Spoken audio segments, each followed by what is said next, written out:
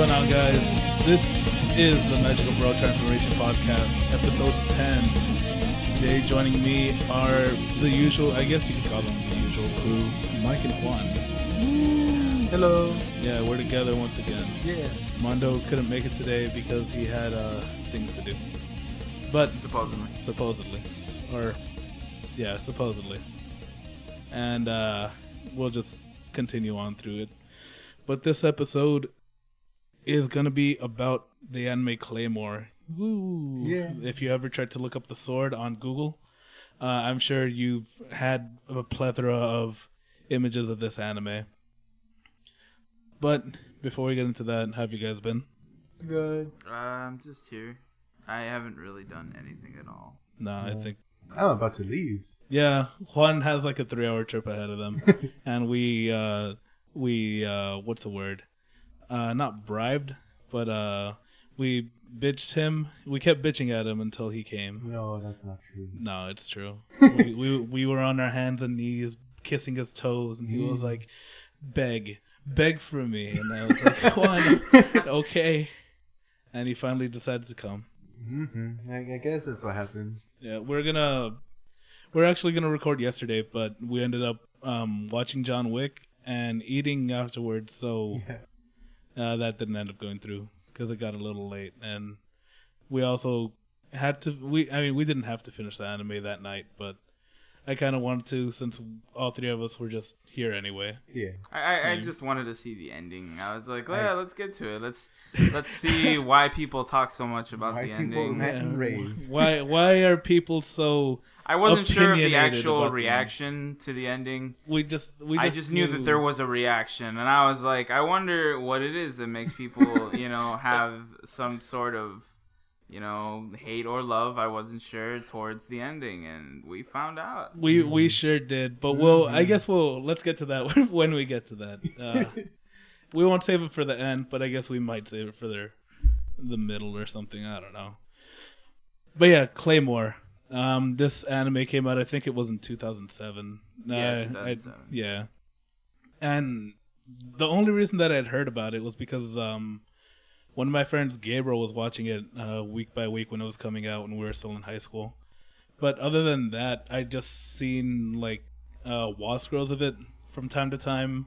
But nobody really mentions it as much as I think it should be mentioned. Maybe, I don't know. Now we know. Now we know why. But I feel like it was alright. But I digress. So this anime is essentially it takes place in the Middle Ages, and what the story is to put it in general, it's a revenge tale. But you don't know it's a revenge tale until about like 8 episodes in. Mm-hmm. Because when it starts, you're just you're introduced to the main character Claire and her bitch boy Rocky. Her lovable sidekick. Mm-hmm. Oh boy, how lovable he is. And like what happens is you're introduced to Claire, and she is what's known as a Claymore. What Claymores are half people and half monster/demon, characters that the monster side they call a Yoma on here, so they're half human, half Yoma, that go around killing Yoma, which appear in villages and could take form of people, and they have their memories and they're incognito, but they kill people and eat their entrails. Yeah. So Claire shows up to Rocky's town because they have a Yoma, and you don't know who he is and blah blah blah. It turns out it's his brother, and then stuff happens. Then Claire kills it, saves Rocky's life, and when that was happening, and when she finishes, she leaves, and turns out the town banished Rocky. And then shenanigans ensue because Rocky's like, I want to be with you, I have nowhere else to go, and she's like, okay. But don't expect me to care about you. And at that point, what you think the story is going to be is just the story of this girl and this boy while they progress through life. Was the story of a girl. Oh, wow. But then around episode 3, you're like, it just throws you into a completely different thing, where you're introduced to another Claymore, Claymore with blonde hair and a faint smile, and who's just a total badass and never. I forgot to mention this, but I guess they have the Claymores have the ability to use their demon powers to like power themselves up. But this girl that we're introduced to is so fucking badass that she doesn't even need to use her powers to kill the monster. She's just there, swings her swords, and everything dies. Yeah. And we get this little, I thought it was pretty good, this little arc where kind of the same, similar thing happens, where she's introduced, she goes to a town, and she kills a monster. And it turns out that one of the monsters that she killed was this little girl's, I guess, slave driver, because I don't think it was her. I don't think she was there by choice. I think they made it clear that she was probably this thing's like rape toy or something like that. Yeah. And she goes about trying to hug the Claymore that saved freed her, I guess. And then she's like, no, get away. And she pushes her. And then she tries hugging her again. And then she's like, no. And then she pushes her even harder. And she says, if you try that one more time, I'm going to fucking kick you. And then she tries to hug her one more time. And she gets fucking kicked in the face. And she's like, I told you I was going to do it. And she's groveling on the floor. So, to make a long story short, they end up together. Because, sympathy. Yeah. And because they're half human and they have half sympathize with them. But you get taken through their adventures. The girl that you get introduced to essentially betrays the organization that they work for, because Claymore's, the reason that they go kill Yoma is to try and make money for this organization that they work for, because essentially the world shuns them, and they're essentially what witches were in the Middle Ages. They're, people feared them, and they were like, these bitches should die. Yeah. So, up till that point, you don't really know if it's in the past or in the present, because I had no fucking idea. Yeah. I was coming home one day, and I asked my friend, hey, I'm in this. I asked Gabriel, and I was like, hey, I'm in this part. I don't know if it's in the past and the present. Can you tell me? And he was like, I don't remember this show. But she ends up doing something bad, and it's justifiable what she did, and you sympathize with her. But because of what she did, she is sent to be killed by 4 of her peers. And then this goes into, let's see, they're gonna kill her. She's like, I can't die. And she's like, I'm gonna take care of this kid. So they keep going with that story, and they send the top 3 people that are under this Claymore, whose name is Teresa. And the Claymores work with the ranking system. We figure out in that time frame, where they go from number 1 to, at that point we didn't know, but it ends at number 47. So they essentially send number 2, 3, and 4 to go after number 1. And number 1 is supposedly so powerful that, she's a badass. So they send them. The battle doesn't even matter.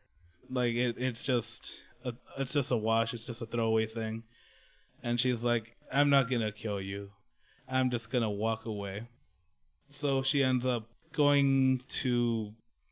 Well, they just end up walking, and then one of these girls that they introduced that becomes an important character, and becomes the pinpoint of the revenge, or target of the revenge, is named Priscilla. She was what number again? She was number 2. 2? Yeah, she was number 2. She was introduced, or the way that they introduced her was they were like, oh yeah, there's this new girl that beat me. She's number 2. And they were like, what? Who could possibly beat you? And they were like, her name is Priscilla. She's some new girl, but she's amazing. And then a little bit after they say that, they show this girl just like, dopily falling on the floor, and she's like, and they're like, who is that? Is that? And they're the now number 3 says, oh, that's her. And they say, what? That fucking joke is her? And she becomes your stereotypical what's the thing when you're goofy and you drop stuff? Clumps. Your klutz. Your stereotypical like, she's introduced like a klutz. And they're like, what are you doing showing up late, this and that? And she's like, I'm sorry. It's just that there were some Yoma that got in my way. And they're like, well, how could like a Yoma possibly stop you for this long?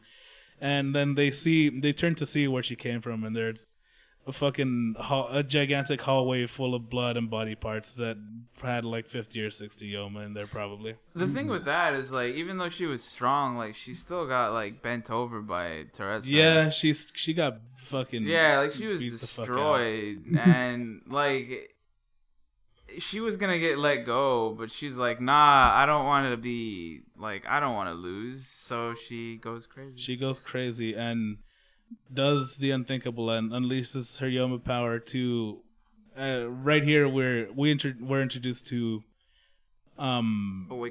awakening, which is essentially they release so much power that they can't revert back to being human, and they just stay in demon form.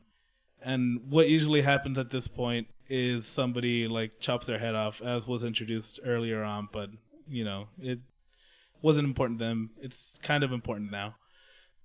So, in the awakened form, she starts fighting Teresa, and she makes Teresa finally like use some of her Yoma power, but she still beats the fuck out of her. Yeah, like her using that Yoma power still did nothing. And like you don't get a proper gauge of her actual ability because Teresa was just so far above like all the other people that like it didn't even matter how strong they actually were. She just had to turn her eyes into the moon. Like she won up everybody. Yeah, like Teresa never had to use her Yoma really. So like when she fought Priscilla, even Priscilla as a fully awakened thing, she got fucking beat the fuck out. Yeah, like she was just laying on the ground by the end of the flashback. I was like, wow, that's really anticlimactic. So when Priscilla is full powered, she's like, no, I can't turn back. And she starts begging Teresa to behead her. And Teresa gives a little speech, and she's like, "Oh, you poor thing, blah blah blah. I'll try and make this quick." And she has her sword, and she's about to behead her when suddenly you see this flash, and you see that Teresa's arms get chopped off because this fucking bitch tricked her, and then all of a sudden her head gets chopped off. Yeah. What a cheat tactic. It's a She cheat. wanted to win, and the worst part is like the rest of the series they spend wondering how the fuck did Priscilla kill Teresa, and like they keep asking like how did she do it, and like in their minds they have this like grand battle that they had or something like, oh yeah, they fought it out and then she just ended up beating Teresa. When in fact she just cheated and then killed her because Teresa was shocked that somebody hit her. Yeah. She's like, what? I lost my hands. Holy fuck. Where'd my hands go? Yeah, and like I'd be shocked too. Like if this jobber over here like suddenly cuts off my hands, I'd be like, what? What happened? Yeah, like what the fuck happened? So yeah, like it was unfair and it was stupid, and it just went to show like that she had no chance of beating her. Mm-hmm. And that plays a part in the end, I guess, too. Yeah. I mean, in the sense that it's like, I mean, yeah, you know what I'm saying, but yeah, it's just. So that was terrible. Throughout the rest of this thing, Claire, it goes back to. So after this, after Claire gets beheaded, Priscilla goes away, and I should make it a point that the little girl that was with her has been with her this entire time, and that little girl is named Claire. So the reason that I was confused was because I I didn't know if this was in the past or in the present because I didn't know if this was just another Claymore. Yeah. And she was like, "Hey, there's somebody named Claire. I'm gonna name you Claire." Yeah. But no, turns out it was actually Claire. Yeah. And she looks so different than what she does as a Claymore.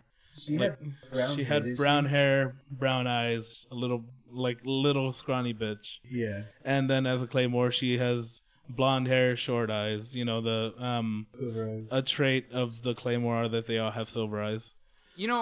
Something about the Claymores is like when they showed like all of them grouped together, I actually had trouble telling them apart at times. Like there was sometimes I'm like, how is she alive? Didn't she just get chopped in half and shit? And they're like, no, that was the other one. I'm like, I can't tell the fucking difference. Some of them even sounded the same. I was like fuck. I like if they would show a Claymore with short hair, I'm like, is that Claire?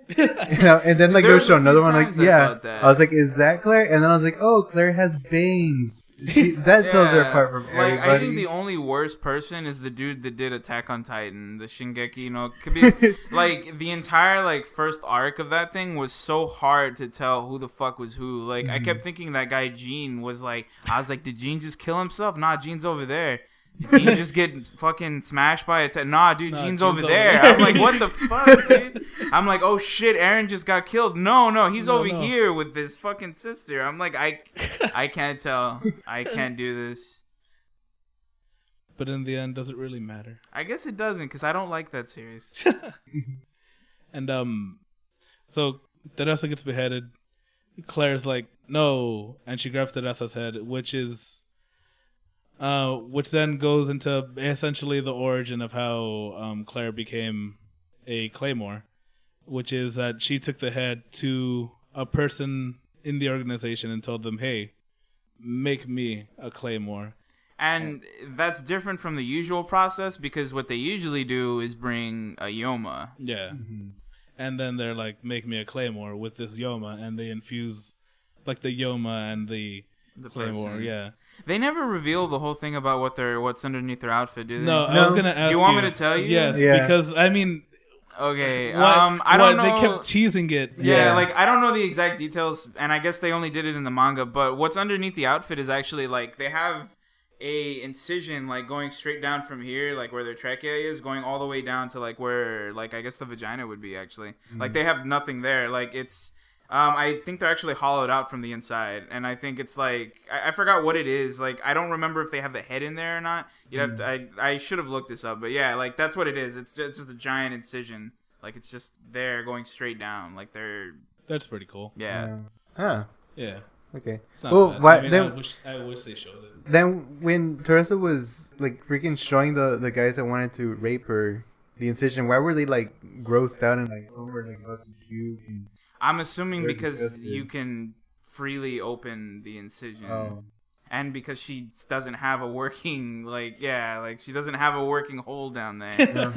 So like it I mean like they're not fucking, which I guess would also make it understandable as to why the males would be so, because like they tried to make males Claymores as well, but like they would go crazy because it felt too good to transform, and I guess that would like be understandable considering they don't got a dick anymore if they're a Claymore. True. So yeah, that would actually make it really understandable. Yeah.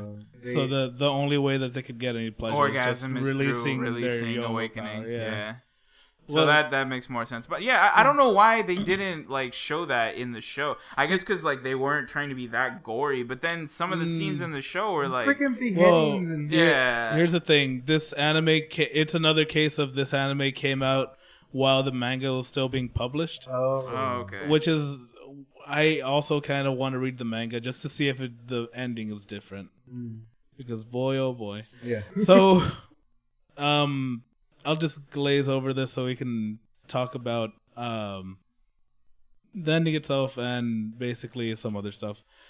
So what happens is Claire becomes a Claymore. We go back to where it is now, and she starts asking to fight awakened beings because she in an episode they bring up that the being that she fought was like fucking huge, and she was like, yeah, that's an awakened being, But then it turns out she was told, oh no, that's not an awakened being. That was just a really big Yoma that required more people to eat than normal.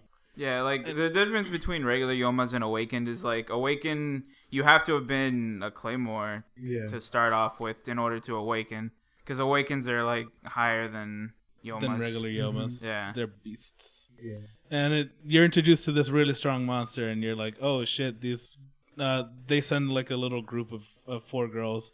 And when they assemble, you find out what Claire's rank is. And you're introduced to the first girl who's ranked number 6, another girl who's ranked number 15, and another girl that's ranked number 22.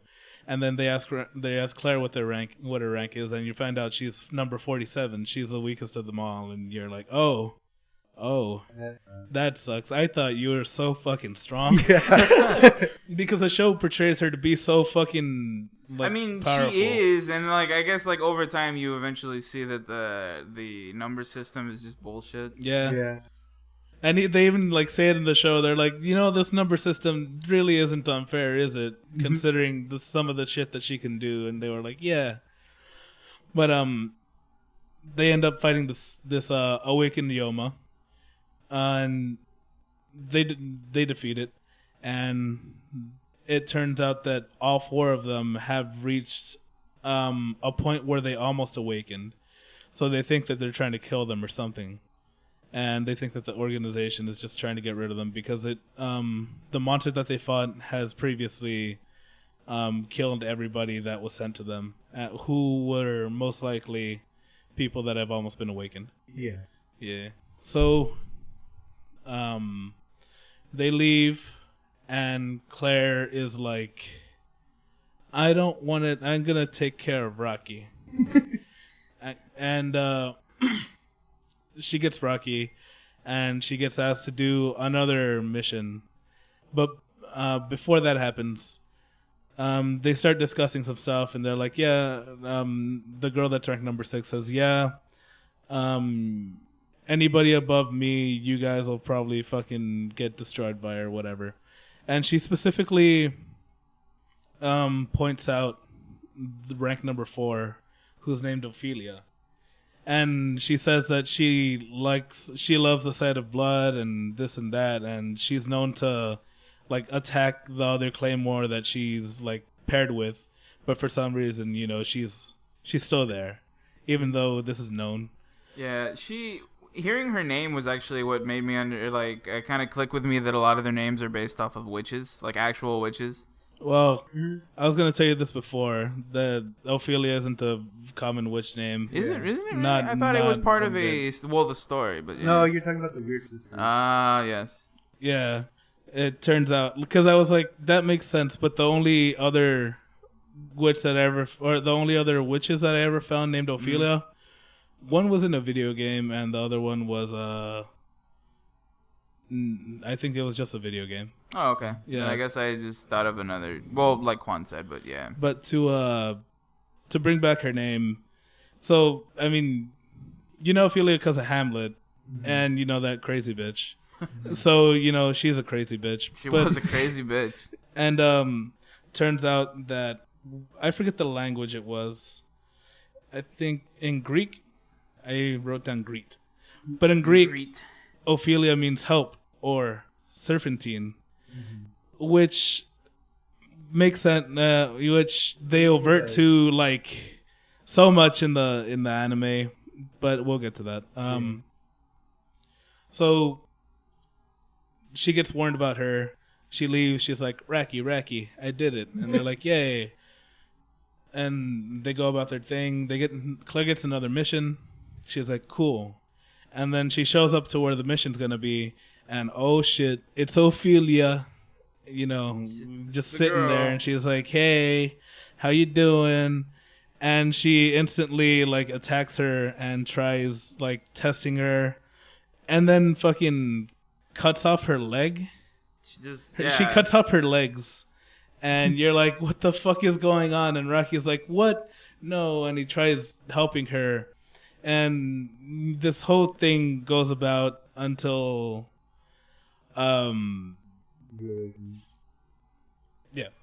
Yeah, she's just fucking with Claire for like a good while during the fight, and then Rocky tries to defend her, and she just starts laughing at him, and then she beats the shit out of him, and amidst their battle, all of a sudden, the actual mark of their target was actually she pops up there all of a sudden, and she's like, "Hey."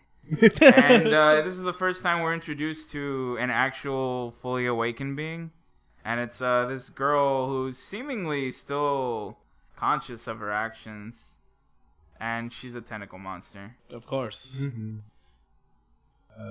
But the awakened beings, so far we saw a guy and a girl, and like for the rest of the other awakened beings, like they're all little girls. Why is that? I never understood that. Little girls and grown ass men. Yeah, it was just little girls and grown ass men. It's the perfect combo. But God. And what was funnier was that they kept pairing them too. If you noticed that. Oh yeah. Yeah. They, it was always a little girl awakened and a grown ass man awakened. Yeah. Like they were always paired together, and like it was also romantically too. Like that girl and her retarded boyfriend, the Hulk, and I don't know exactly why it would be little girl, but I still hold on to the theory that like it had to do with like I guess their innocence. I don't know. Like I feel like that was like what they were trying to go for, and the males were like big and hulking because that was like their comfort. Yeah, like that it represented their masculinity. Like that was their comfort zone. Like I'm a big look boy. at me. I have a dick. I'm big and strong. I'm got big and strong to be big and strong. Yeah. So the little girl appears, and she's like, "Hey, what's up?" And so wasn't it Ophelia that cut off Claire's arm? Ophelia cuts off Claire's arm. Yeah, Ophelia cuts off Claire's arm, and she's like, "Fuck, Racky, we gotta get out of here, Racky. We gotta find a place to hide, Racky." And she starts running the fuck away. Wait, no, does she cut off her arm during the fight? I thought it was after. No, yeah, she cuts it off. It was later when they booked it. Because during the fight, it was the next. Yeah, during the fight with the awakened being, before the awakened being showed up, she cut off her leg, and so Rocky's like, "I'm gonna be a living distraction," and he just gets wailed on by Ophelia, and Claire's slowly regenerating. And this is where we also learn the class system in the game, in the show. Where it's like, depending on your mindset of when you were turned into a Claymore, you will either fall in the attacker or the defensive class.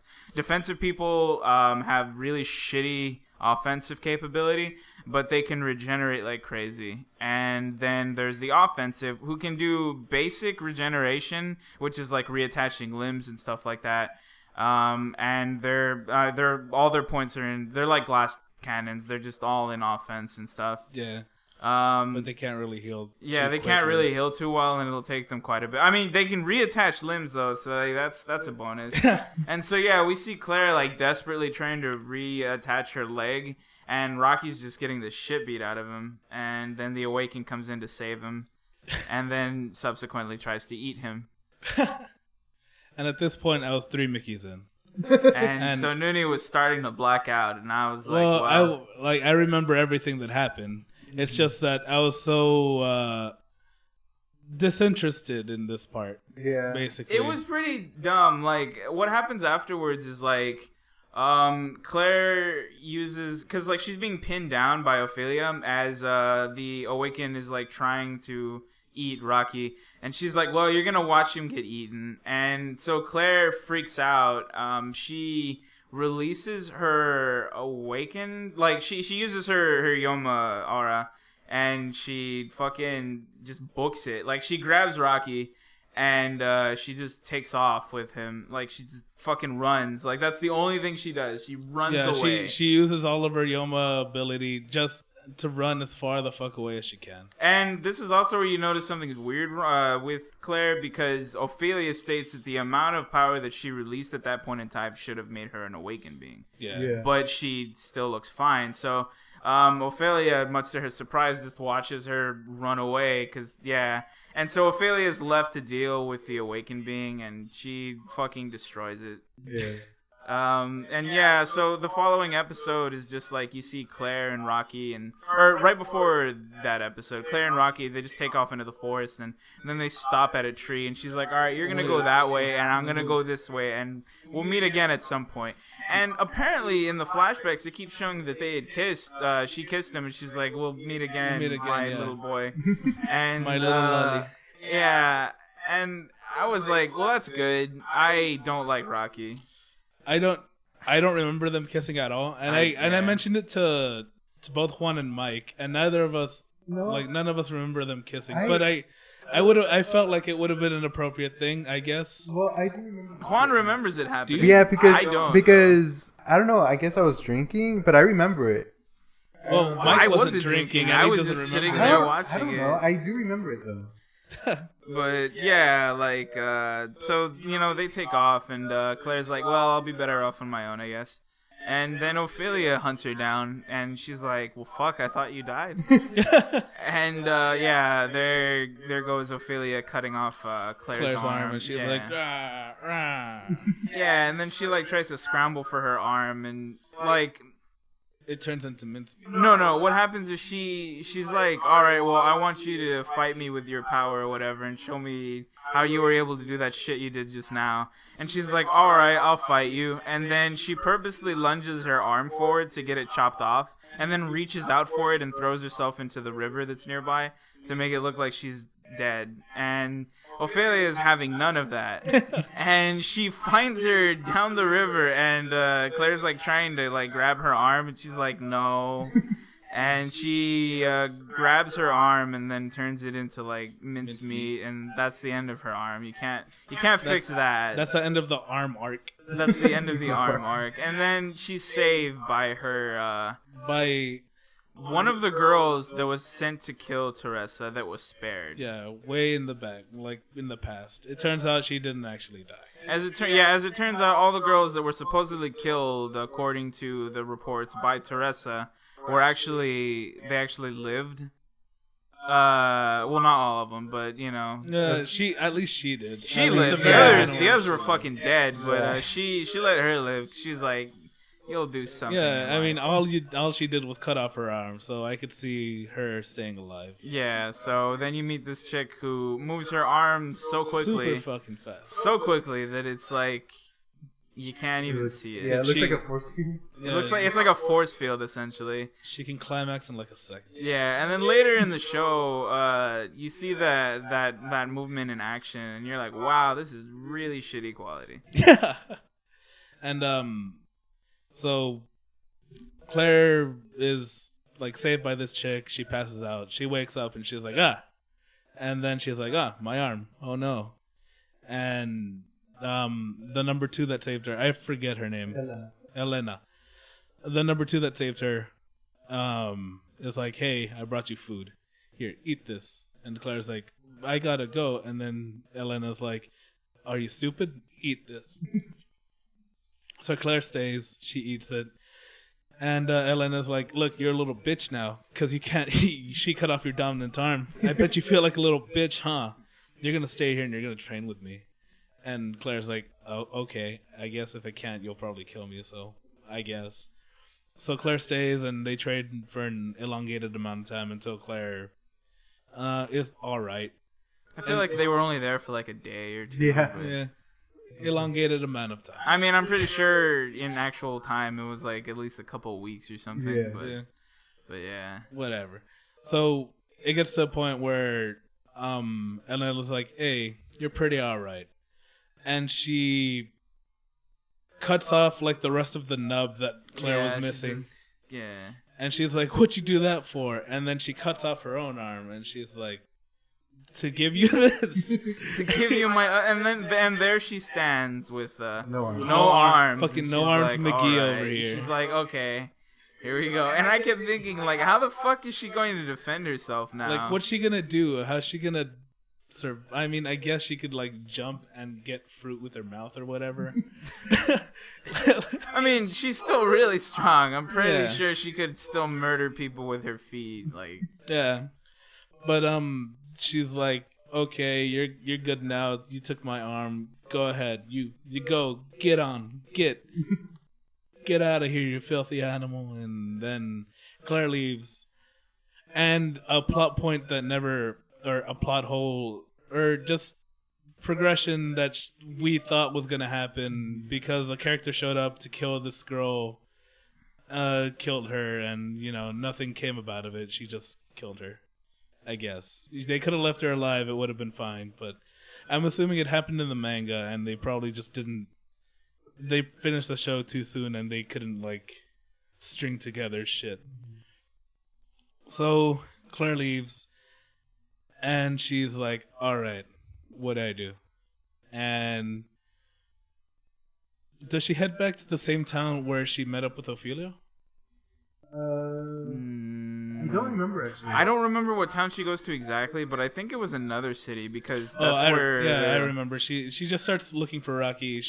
I don't think it's a town that she was heading to. No, she just heads in, some direction, I think that, where he took off to, I guess, and she's like, all right, well, I'll go follow this path, and, yeah, she ends up in town, and she sees that girl hobbling in, and she's like, hey, some bad shit. Bad shit's going on. Some bad shit went down.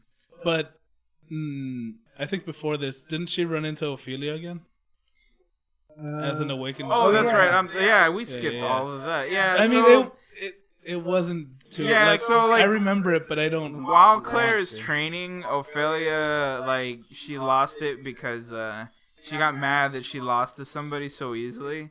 And she starts regressing, and then she starts having, she starts going crazy, but, she starts, murmuring shit that, I guess had to do with the reason why she became a Claymore, which goes to show how unstable Claymores are. Yeah. And so, she starts talking about, her brother who she felt needlessly died for her own sake, and how that's why she hates, weak people. And so, that just, it makes it worse for her, and then she just finally breaks and then turns into an awakened being. The thing with a lot of awakened beings, or I don't know if it's just, new ones, or if they're just so far gone or something, but, they seem to lack awareness. Yeah. Like, a lot of the time, they'll seem really, clear. They'll understand everything except for the fact that they're awakened beings. Yeah. A lot of them have no idea that they're actually awakened. Yeah. Yeah. At least the freshly turned ones, and I guess the ones that regress because they're autistic or something. Yeah, the later, I guess it really depends on, your conditions for... I think the people that might have, forced their transformation, they'll be a lot more clear than, say... Ophelia, who snapped, who was crying, and then she turns into a serpent lady. Through their fight, she does become clear. Yeah. She's like, oh, but fuck. I mean... And, yeah. So, they have this fight, and she's like, all right, if you could get to my face and kill me, I'll let you... Yeah, she does this weird... Because she's like a lamia. She does this weird thing where she retracts her head into her body and slides out the tail, and she's like, all right, I've somehow managed to gather all of my remaining humanity, and now I'm a person on the tail end of my body, but watch out, my body's still moving.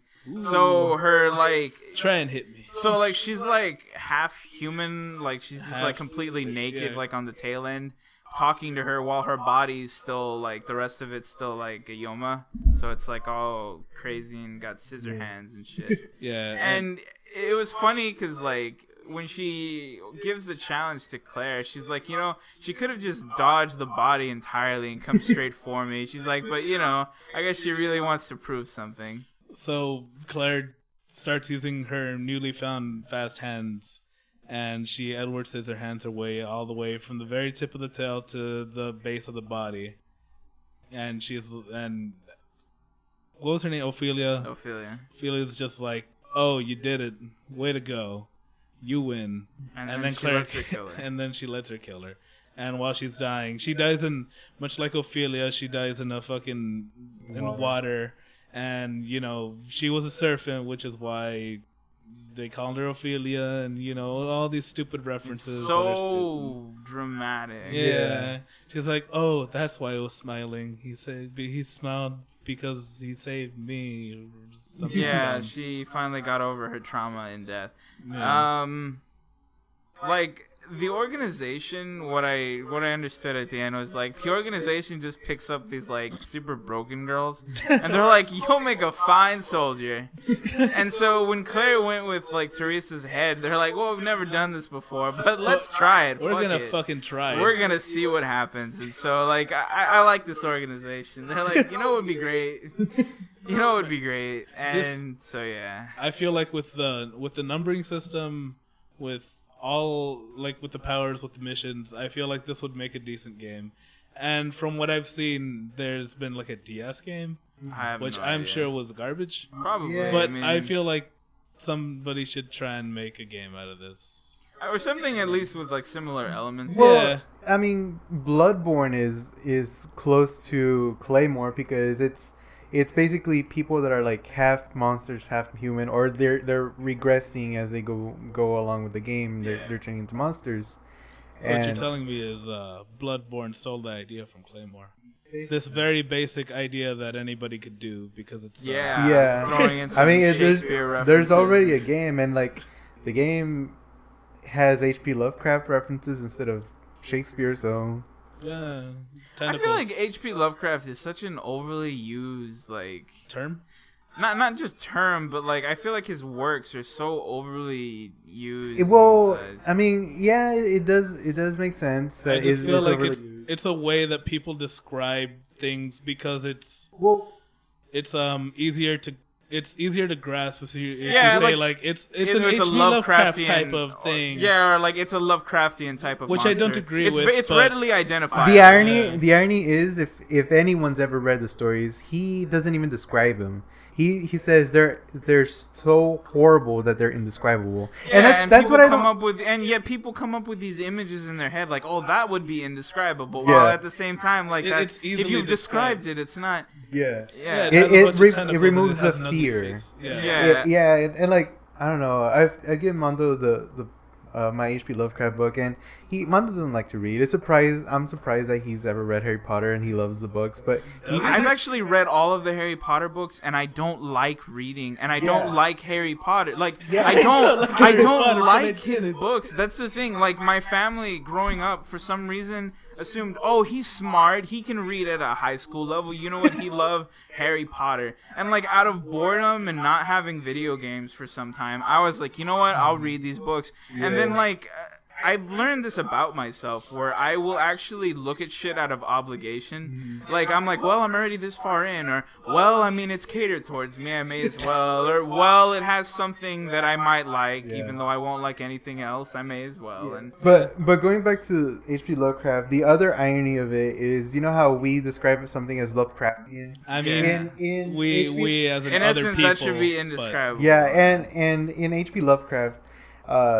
some of his stories, he says, "Oh, this is the, what was it that he says? He basically how he describes it is like this I could see in a painting that Fuseli has created, or this is like something out of Edgar Allan Poe's works. Like he references other people, to describe this unspeakable horror. Yeah. So so to describe something as something that he would do would be to describe other things. Yeah. You're referencing a reference of a reference. Yeah. Which, I don't like describing anything as Lovecraftian because every time I hear that word, I'm like, that's stupid. That sounds dumb. Why would you describe something by not describing it at all? Yeah, and for those that have never read the books, and they're like, "Oh yeah, H.P. Lovecraft," ha ha ha. They just think about Cthulhu, but they just think about Cthulhu. Like it's always something about Cthulhu. Yeah, or you're an autist and you like lollies, and so you know H.P. Lovecraft through Nyarlathotep or something like that. So back to this. Kills Ophelia, dies in the water. Then Claire goes about and she's like, "All right, time to find my lolly boy. Time to get my man back." And she goes trying to look for him. She boards in a town, but when she was boarding, she was told that some high-ranking Claymores are in town, and she's like, "Oh fuck, I better stay here and do nothing." So they pass by, and she looks, and she's like, "Which one of them is the strongest?" And she's like, "Oh, that one's the strongest." And they go into this place, and they all get fucking beat the fuck out to the point where one of the girls returns like with a gigantic like hole in her body and just a gigantic hole in her stomach. Yeah, like she comes like hobbling back into the city, and she's like mistakes were made. We fucked up, guys. We fucked up pretty badly, man. And yeah, Claire goes and she's like, "What happened?" And she's like, "Are you a Claymore?" Dude, we fucked up. Don't fucking go over there. And the first thing Claire does is go over there. Yeah. She's like, "Do not fucking go." And she's like, "Oh man. Well, I guess I should take a look." Well, she was like, "Save them. They're still alive. But get somebody else to go." Yeah, don't fucking go by yourself. You're 47. But no, she's like, "Nah, I gotta prove myself." Nah, I got this. Don't worry. I'll go save everybody. And that's when you're introduced to a character that never comes back, but is introduced as... I feel like she has a more prominent role in the manga. Yeah, like I said, I feel like there were loose ends to this, like with the girl with no eye, the king killing. Yeah, they kept like alluding to the shit with the girl with no eye, but they just kept leaving it there. The king, like I feel like the girl for this, though, the one in the cave that's doing shit here was meant to like eventually partner up with Claire at some point. I feel like that's where they're headed. Well, I'm sure somebody that has read the manga would tell us, hopefully. And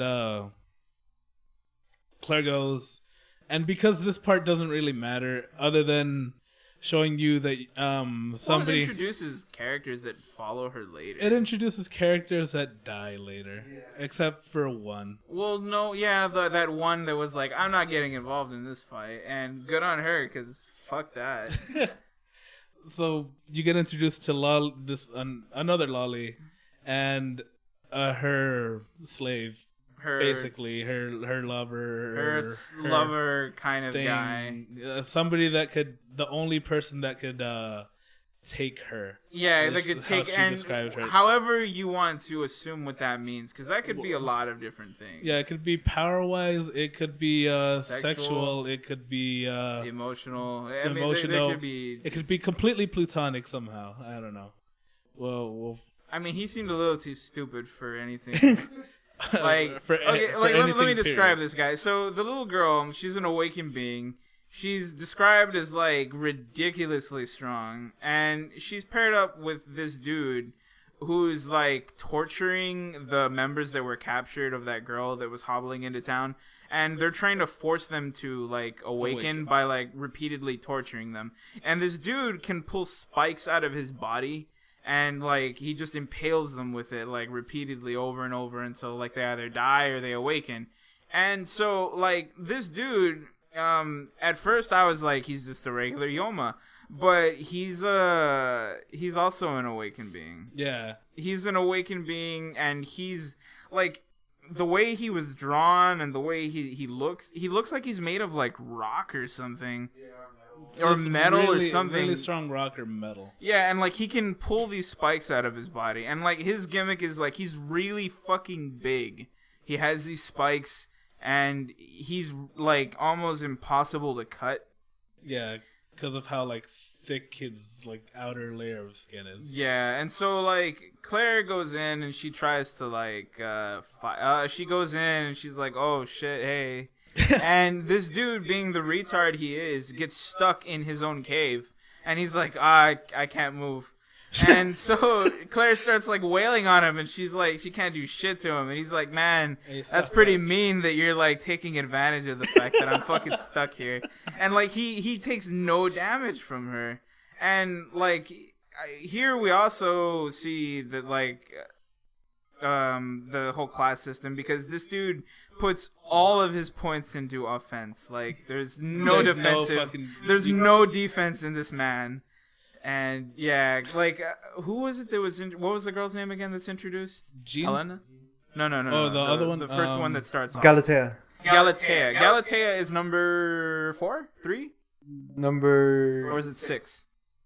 Oh, I don't remember. Oh, Number I don't 5? Remember. Is she? No, 5 she's not- was 5 is the girl with one eye. She's not number 5. She's not number 4. She's not number 6. I think she's 3. Might be 3. I'm pretty sure, yeah, because Galatea, I forgot her little nickname, but she can control Yoma aura and like manipulate them into doing shit. And so she jumps in to save Claire from this dude, and she has like that ability to manipulate shit. So she makes it so that his attacks always veer off target, so he just can't hit her, and he's like freaking the fuck out. And then what is it? I think Claire tries to like attack him by like releasing her Yoma thing, and she tries using her fancy ability using the arm that she doesn't have full control over yet. And it starts releasing, and it starts awakening, and she has no idea what the fuck to do. Like, and conveniently, she has this woman that can manipulate aura right next to her, and she's like, "Oh, let me fix that right back up for you." And at this point, I thought she was gonna follow her around, and I was like, "Well, this is like, this People is just far keep too following. convenient of a plot to have here." And fortunately, she leaves. But yeah, so like they have this like little fight here, and then said little girl shows up, and then Galatea's like, "Oh fuck, that's I forgot, what was her title again?" I don't remember her title. It was something of the north. She was originally in charge of the northern region of whatever continent they were on. Let's call her Lolly Queen of the North. Yeah, Wasn't it like the Queen of the South or something like that? Because the King of the North. Was she the South? I think she was the South. Because like there was people in every point. There was like there's Yoma in control of every corner of the continent. Like they're specifically there because they're like top dogs. They're all awakened beings, I believe, actually. And yeah, so this girl, like, she was also part of another group, so something of the Abyss. There's a few of them that were there, and that's another thing that they never really go into at all. They're like, "Oh, you're so and so of the people of the Abyss. Let's not talk about it at all." No. And so yeah, like they just describe this girl as really fucking strong, and yeah, so she shows up, and what is it? She's just watching. She doesn't do shit for a good while, and what is it?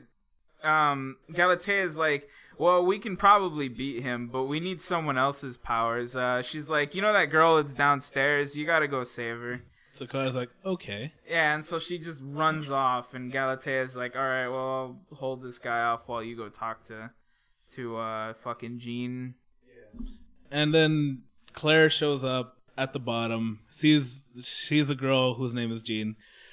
And she's like, "Oh fuck, what do we have here?" And you see her, and she's fully awakened, and it looks like the best way to describe it, I guess, would be like an alien, tentacly, like. I thought it was blue moth-like.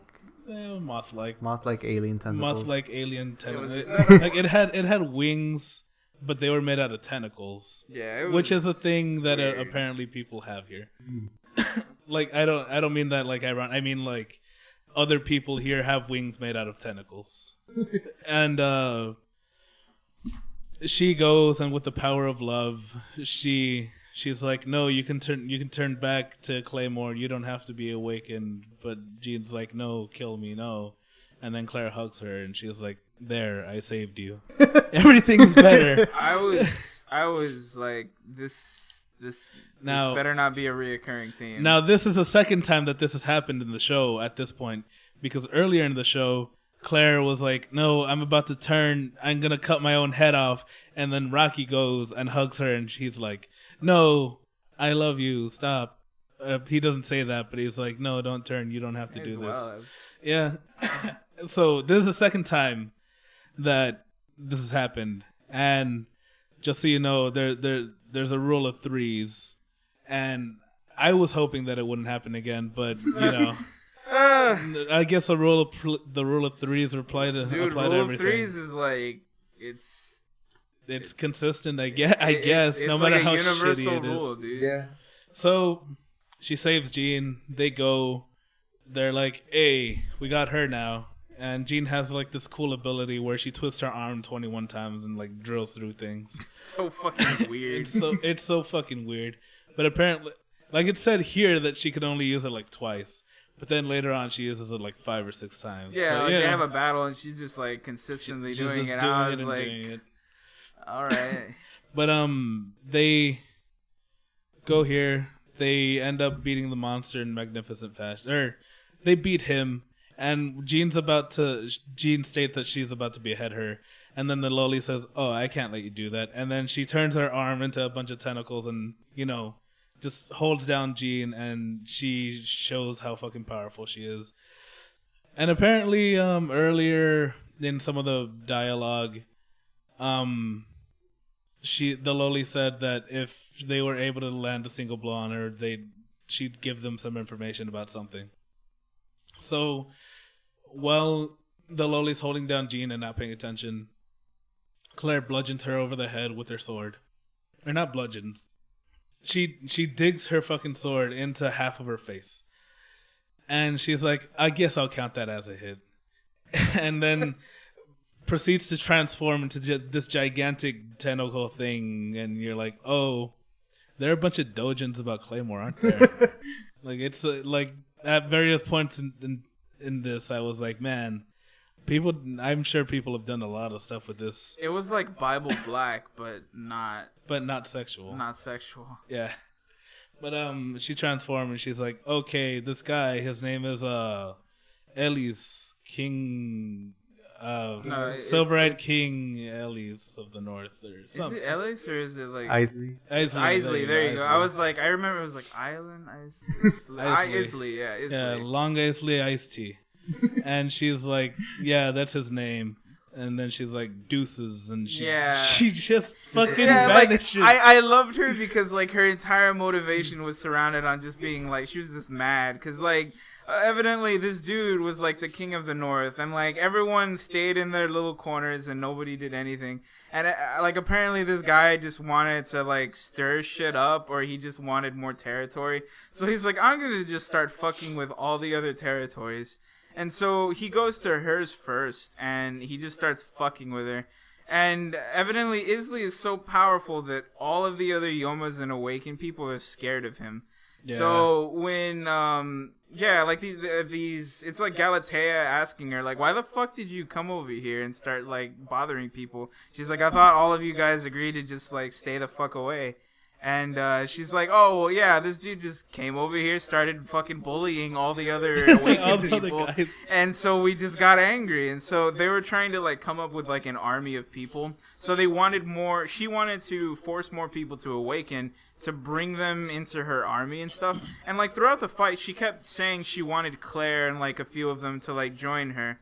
And so what I kept thinking was that she was going to join, like, show up at the last minute, like, in the later episodes, where they have Isley, and she was gonna be like, "Oh, I'm here to help the unwitting ally," and I was gonna be like, "Well, I do like that trope," but that doesn't happen, and I would have preferred that. Huh? I would have preferred. I would have preferred that to over the shit show that happened in the last 6 or so episodes, but that's for that's for later. That's for like in 5 minutes. Yeah. So they defeat her. She never comes back. Never fucking comes I love back. Though she just takes off. She just vanishes. I'm out. She jumps super high. She's like, so quick, and she's just fucking. She's gone. She's gone. So, Jean's like, you saved my life. I'm gonna follow you, because rule of threes. They have to have 3 different people following 3 different people. They have to have Claire following Teresa. They have to have Rocky following Claire. They have to have fucking Jean following Claire, because they just have to. I mean, Jean was like, "Oh, you saved my life and you brought me back from being awakened," which I mean, I guess is a big deal. I'm not saying that's like certain death. I'm not saying it's not a bad reason. I'm just saying it's kind of like I felt like some of these things were overly convenient. Like it was like, oh yeah, Claire just fucking saved her with a hug. So apparently, Number 3's original what was her name? Galatea. Her original mission was to get Claire and bring her back, and she's like, "Okay, so I'm gonna go back to my regular mission." And they were like, "Oh, cool." And then she was like, "All right, Claire, you can come peacefully, or you can come dead." And Claire's like, no, neither." And then Jean's like, "If you're gonna go get her, you gotta go through me." And Galatea is about to draw her sword, and they're like, they're getting ready to battle. But because they had so much more to get to, they were like, nah, let's not have her have a fight here. Let's have her just turn around and be like, I'm going to tell them that you guys couldn't have possibly won because you guys would have been torn to shreds because you're so low ranking. Which would be believable if the lolly were to get involved. Yeah. More than she did. Yeah. So Galatea returns, and then Jean and Claire go into the woods, and they're like, oh, all right, let's adventure. When all of a sudden, one of the organization members shows up, and he's like, ta-da! You see, if we really put our minds to it, we could have you dead if we want. But here's an ultimatum. All tomatoes. I'm gonna give you a mission.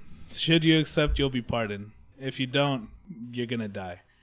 You can pick. And then she's like, all right, I guess I'll do the mission. So then they go, and he happens to mention that Rocky's also heading towards the direction where the mission is, which is the north. And they head over there. They meet up with 24 other Claymore, which is whom I had so much trouble telling apart from. Yeah. They're all blonde-ish or blonde. They all have silver eyes. They're all white. Most of them have similar builds. Most too. of them have similar builds. All of them. All of them have similar builds. All of them except for one who was like super buff, and I was like, that is like, it was like uncomfortably buff. There's a scene where they're like sitting in the barracks together and they have all their armor off, and I was like, holy shit, that is not the body of a woman. Dude, what was her name? Fuck, I can't was remember. Was it Beth? I believe one of the Claymores is called Beth. She was like the muscle-bound one that carried two swords. I can't remember. I don't remember her name, but I'm sure it was important in some way. And they show up, and you're like, "Holy shit!" That's at this point, it's more than half of who they have left because of how many people have died. Yeah, and you're like, "How? What could possibly be going on?" And they're like, so this guy, he's going to come and attack, and there's going to be a bunch of monsters. We're going to have 4 captains, and then there are going to be 4 teams, and they split everybody apart. And during the night, while they're like resting and stuff, these Naruto characters show up. They're so distinct from like any other characters. I would assume that... So they're part of the army that King Isley has. Isley. And he... you would think that because these characters look so distinct, that the entire army would look that way. But no, they just look like regular... considering how, different these guys look, everybody else kind of just looked generic, yeah. They were like the rebels of the army. We They're got this dude that's wrapped up in black bandages, and then this other dude that looks like he's from the fucking sand village with his turban and his weird breathing mask. And then the third guy was a bald guy that I don't think he wasn't actually bald. I think he had a piece of metal from his eyes up to the back of his head. Yeah. I don't entirely remember. But they all show up and they're like, all right, let's cause a ruckus. Because, that's what we do. Yeah. And they show you not how strong they are, but what they're capable of immediately when one of them turns and they're fucking miles and miles away from this fucking town that they were going to attack. And this man has... He has projectile whips and he just shoots them into a building in the city. And then he catapults himself into the city. He pulls himself into the city using this thing. No, it wasn't a block away or 20 blocks away. This was fucking miles. Yeah, it was this was 20, 30 miles away. And this dude just pulled himself into the city. And I was like, fuck. And so then he just stands in the city and you see how large he is compared to the other people. And then he just starts tearing the civilians to shreds with his razor whips. They're comparable to Titans, or at least that guy is comparable to the Titan. Yeah. So he's a humanoid thing with the razor whips and stuff. And the bald guy ends up turning into a very cocky scorpion spider kind of thing. Yeah, this weird spider thing. And then the other one, what was he? Was he the one that didn't really matter, that they didn't really show? No. The one they didn't really show was was the original one. Yeah. Yeah, right. the third guy turns into like I believe he's just like a quadrupedal monster. Like he's got 4 legs or 4 arms or 2 arms, 2 legs. He's just like he's on all 4s at all times, and he actually has the same ability as Galatea, except it's better. Yeah. It's better, and it's an AoE. Like, he can control multiple targets at the same time using their aura, and he can make them do more shit than she could. And this fight lasts for like 2.5 or 3 episodes. Yeah. But it was a fairly decent fight, considering like the abilities that one of them had, and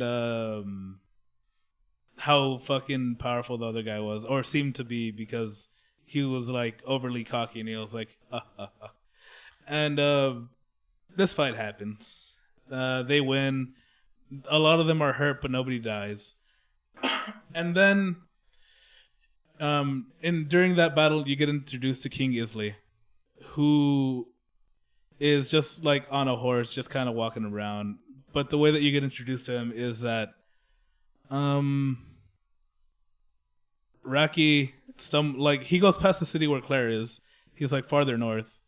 And he's just in the ruins of these cities, and he finds this girl, and this girl's like walking through a thing, and she's about to get crushed by this rickety thing that's about to fall on her. And Rocky, tropishly pushes her out of the way, and he's like, "Are you okay?" And tropishly grabs her boob, and he's like, "Oh, come inside," or his shit. And then the girl's like, and starts getting close to him, and he's like, I'm a young boy and I'm embarrassed. You know what I think about actually now? I feel like Rocky was a character for a typical anime setting, put into this really grimdark like show that he didn't belong in, and he's trying to make use of like these tropes, and it's not working. And I loved it because I fucking hate Rocky. And so, like, every time this shit happened, I'm like, it's good. It's good that you're suffering, Rocky. Oh, God, I wish he would have suffered more. But when they're, like, pretty close to each other, this girl and Rocky, King Isley shows up, and he's like, "Hey, what are you doing?" And she's like, "He smells nice. I like him." And he's like, "That's weird." That's weird, but okay. So he introduces himself. He's like, "Hey, my name is Isley. What's yours?" And he's like, "I'm Rocky."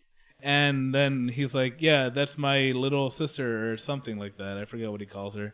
And he's like, "That's Priscilla." And at that point, you're like, "Oh shit, is that who I think it is?" And it's exactly who you think it is. It's the Priscilla that killed Teresa many years ago. Mm-hmm. So then the plot starts. I guess you could see where the end is going, because at this point it was like 20 episodes in, and they only have like 6 more to go. And they were like, "Fuck, we have our shit to get together. We have a lot. We got a lot we got to do, guys. Come on." They did get those a lot in moving. 6 episodes. Like, what happens is, like, they have, like, no recovery time. After they kill, like, the 3 dudes using the power of teamwork, like, all of them survive, and they're like, "Yeah, we did it." And, what is it? You're like, "Oh, okay, cool." And, like, they're just, it's just like they're resting for, like, one night. And then, like, they all get gathered maybe a night. And then all of a sudden, they're, like, raided by this dude. Like, Isley has like a secret meeting, like, as he's like traveling with these with Rocky and Priscilla and his supposed sister. Yeah, and like they're asleep, and he's like, "Well, that's nice," because he likes staring at the 2 of them for some reason. And so yeah, he goes into the bushes, and then he meets this other dude with like black hair, and he's just like, "Hey, I'm your general." And he's like, "What happened in the city?" He's like, "Well, these 3 guys got loose, and they just went in there without us telling them to do anything." And so you find out that the 3 dudes that invaded the city were just a bunch of fucks. And so, like, that also gauges, like, how strong the rest of the army should be. And so, yeah, he's like, "All right, well, just fucking kill everyone in the village." And so he goes back to the the camp that he's in, and then he speaks to Rocky, and Rocky's like, I don't want to be useless anymore. And he's like, well, Rocky, being useless is a crime. And he's like, yeah. He's like, remember that, Rocky. Remember, don't be useless, Rocky. Don't be useless, Rocky. But he doesn't take that to heart. No. And so he teaches him the way of the sword for a little bit. For like a day, I guess. For like 30 minutes. At best. At most, dude. And so then, he's like, I really like you, Rocky. My sister really likes you too. And he's like, he's like, you should come back to our house, and we'll just, Yeah, well, you can fuck my sister you can or just something. Fuck my sister, and I'll just sit there and watch. Yeah, because I've let you guys do this. I mean, what else would I let you guys do? Because I love how passive he was about the whole thing, though. Like later on, he's like, "Oh fuck, your sister's gone." And he's like, "Oh shit." Oh, well, look at that. And so Rocky goes chasing after her, and then he finds like this woman running away, and he's like, "Well, that's weird." And so he runs into the cave, and he sees Priscilla sitting next to a fire, completely naked. And like his immediate response is to go, "Oh, she's naked. Oh no, I can't look." Yeah, and like he hears her eating something, and he's like, "Whoa, what's that?" And then he sees her like just drenched in blood, and he's still just standing there. And he's like, "What?" He sees her eating, and he's like, "Oh fuck!" And like he's about to kill her because he's like, "Oh, we gotta kill the Yoma." But no, he starts thinking with this fucking dick. Yeah, like he hears her like murmuring shit about like her mom and dad and stuff like that. And he's like, "Oh, you're just peoples." And so he gets on his knees and like he starts like trying to shake her, like, "No, don't do that. That's bad. Don't do that." And then the brother comes in. He's like, "She's not gonna stop, She has to eat to survive. I mean, you have to eat too, right?" And he's like, "Yeah." And he's like, "Well, you eat rabbits and shit, right?" And he's like, "Yeah." And she's like, "Well, there's the same, except she eats peoples." Peoples is rabbits. So, like, you'd figure the brother would be like, "Don't touch her," or like, "Don't kill her," or something. But no, he's just kind of like, yeah, this happens. Every once in a while. Every once in a while, she just walk away and so on and so forth. Like, he was just so unconcerned about, like, everything in general. And so, like, Rocky's just like, well, fuck it. And so he just sticks with him for a while longer until they run into, like, some dudes that are leaving the town that they were in. And they're like, some bad shit's happening. He's like, there's a bunch of Claymores there. One of them is getting fucked. And he's like, we're just getting out of here. And so...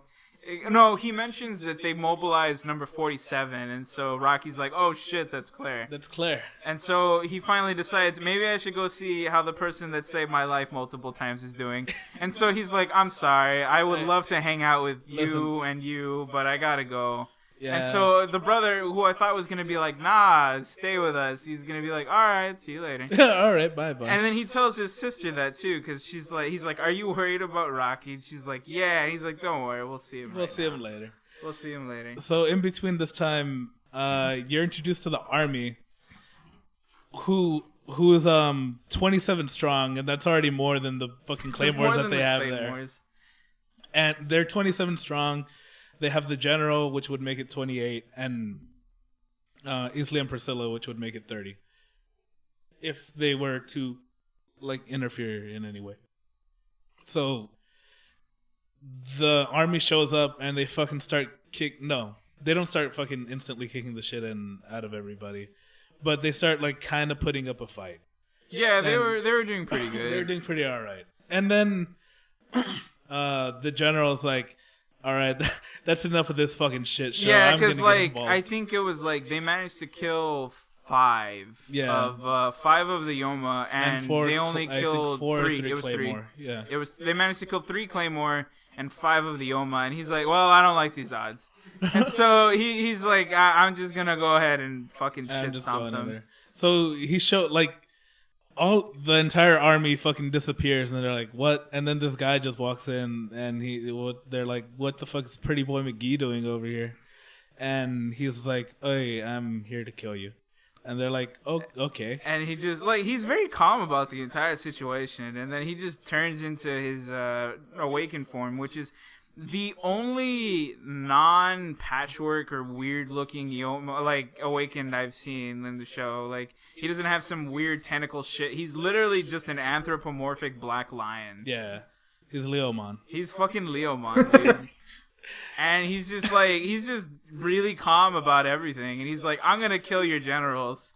And like the lower ranking people keep trying to get in the way, and he doesn't even bother killing them. He literally just pushes them away. He's like, "Get out of here! I'm trying to get rid of these people," and he does it so effortlessly that you're like, "Holy fucking shit! Everyone's gonna fucking die." There's no way that they can do anything about it because just look at how easily he killed these people. Like, there was a girl that was introduced also that we didn't even bother mentioning because she was just. She was introduced as the number 2, and I only remember her because she has the most inappropriate voice for her body that I have ever fucking seen. No, the Japanese dub is all right to good, depending on episodes. But this voice, it's just not. It not meant for this. It was like this tall, elegant woman, and her voice is that of like a 9-year-old girl. Which they do sometimes, but which fits at times, but not in this case. You see, I think what happened was they had their little factory of voice actors, and like they got so much from the top of the barrel that they started scraping at the bottom. They're like, oh no, you're for our slice of life shows, but we need another voice. I guess we got to put you in here. So they, the way that they got rid of her was the Lion King got his fingernail and put it in her forehead and then sliced her in half with his fingernail. And you thought the way that she was acting, the way that she was interacting with Claire, like you thought that she was going to be a bigger part in this whole thing, but she was just in there for like 3 episodes. And she got died. like one shot. She got like one. Other people at least got like torn to shreds or like hit a little bit. He just put his fingernail in her forehead and then just tore downwards and then just like unzipped her body. She got moited. Yeah, she was fucking like. I mean, given like in his introduction, in Leomon's introduction, he fucking like ripped apart multiple characters that had several speaking lines. Yeah. So I was like, oh, these people would be here for a while. Nah. No, he fucking killed them, and they'd only been here for like 3 episodes. They needed all the voice actors, so they had to kill them all. All the voice actors. Like, this dude comes in and he just starts murdering them. And at this point, I was like, fuck, man. And like Rocky, is still like on the outskirts of town because he ran ahead of the king or whatever.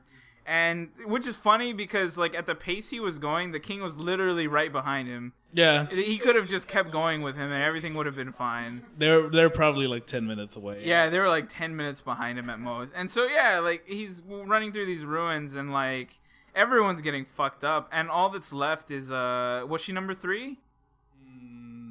It was number 6, the girl that I think number 6. The one that had the Naruto log move and shit. Yeah. Number 6. Number 6. Yeah, number 6 has the original 3. Yeah. Number 6 has like this ability where she like moves so quickly she leaves like after images. And so like she kept doing this shit to like try to keep up with the with Leomon, but like eventually even she was getting tired and she's like, I can't keep doing this, and he caught on to it very quickly. And so he's like about to kill her, and Claire like jumps in, and she's like, I gotta do something. Why am I so slow? I need to go faster. Gotta go fast.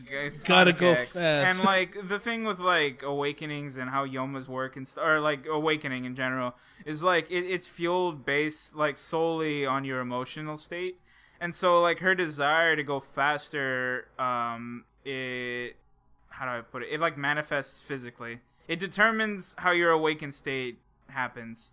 So like she's like trying to force her awakened state, just to, like push it further and further. But she keeps going more and more because she's like seeing everybody die, and she's like, I need to go faster and faster. And that's when she gets hooves. Yeah, all she awakens like the way the silhouette made it look in the episode before the next made it seem like she had completely awakened. Yeah. And instead she awakens only her legs somehow. Yeah. And like just she gets from her like knees down. Yeah, her kneecaps down, and she gets hooves. And these hooves grant her the speed of the devil or something. And she like los patas del diablo or something. And so she moves like super fucking quick, but the catch is that she cannot control her trajectory. And so like she hits this dude and she saves the girl from being like impaled, and she cuts off the dude's arm, and this dude is shocked too. He's like, "Oh, what the fuck?" Yeah. When you're going against people who should not be stronger than you and suddenly you lose a limb, I mean, you're a little shocked. And so he was like, "What the fuck just happened?" And, so he sees her coming out of the thing, and he's like, "Oh, okay, well, that's a pretty good idea, I guess." And so he, like, tosses his arm away. He's like, "I don't even give a fuck." And, I think he tries grabbing it, but Claire's that's like, right. No, the girl with the Mr. Fantastic hand goes over. Yeah. Like, there's this, they have weird fucking abilities. They got Jean, who has her fucking rocket propeller hand that shoots forward and like fucking it's like a blender. And then they have this girl who has this like rubber arm that like juts forward, like it's real, like it's like she's like fucking Luffy from One Piece. There was one point where they tied somebody up with her arms. Yeah, like it's some strange shit I don't understand, but somehow she is able to do this. And so like the dude gets his arm falls off, and the girl, to make sure that he can't regenerate, fucking she uses her rubber hand and goes out, and then she cuts it up, and she's like, "Haha," and he's like, "I don't even care." So, the lion's kind of like, fuck, she's pretty fucking fast. What am I gonna do? And then he's just like, "Oh wait, she can't control her trajectory. So if I just move slightly to one side," yeah, like he just starts sidestepping her, and she repeatedly rams into the walls, and he's just there like, well. And you think she's gonna fucking kill herself? Yeah, because she hit herself several times, and he's like, well, at least you tried. And then he starts slowly getting control, and you know this battle takes place, and you're like, this is a pretty cool fight. You could see that they saved like some money for this animation in general. Yeah, because when he does the first sidestep, you notice that his body, it's not like a slideshow where he's moving to the side. It's actually one fluid movement where he moves. I was like, the budget's back. Yeah. That was actually what made me remember that. I was like, oh shit, he moved. And then usually whenever they do super fast fights, they Dragon Ball Z'd it, and they just show like flashing here and there, like their arms flashing here or there. Yeah. But in this, like some of these scenes, they showed like the actual movements of the arms, and you're like, oh shit, stuff's going on. And it was a pretty cool fight, but ultimately Lion-O loses. Yeah, he gets fucking chopped into pieces. He gets chopped into little itty bitty teeny weeny yellow polka dot bikini pieces. And at this point, Claire is like bordering full awakening. I think like she was like already almost half awakened at that point. Yeah. And she's just like climbing and like another thing we forgot to mention was halfway through this battle, Rocky shows up and he's like, oh shit, where's Claire? And like all the other Claymores are like, who the fuck is this kid? And because they're like all hiding in like a church building, and then like one of the other Claymores like finds him, and she's like, what the fuck are you doing? Get out of here. What are you doing, kid? And then like she brings him into the chapel where they're all fucking hiding and trying to like heal and shit. And he's just looking at him like, oh, fuck, what happened? and they're all just like, what? And he's like, well, I'm looking for Claire. And they're like, oh, you're that clinger that Claire had around with her. You're Claire's bitch boy, aren't you? Yeah, you're Claire's lackey. And so he's like, well, where's Claire? And they're like, she's right out there. And then he sees her, and she's got like horse hooves and shit. And he's like, oh...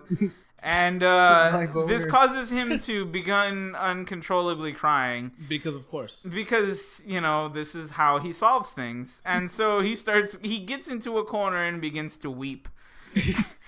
And this is his entire involvement in the thing. And you see, I was actually cheering for that, because this entire fight, I was like, I swear to God, if he hugs her and he makes it okay, I'm going to lose my fucking mind. And thankfully, it does not happen at this point. And so Yeah, like he's just crying the whole fucking time, and Claire fucking destroys Lionel.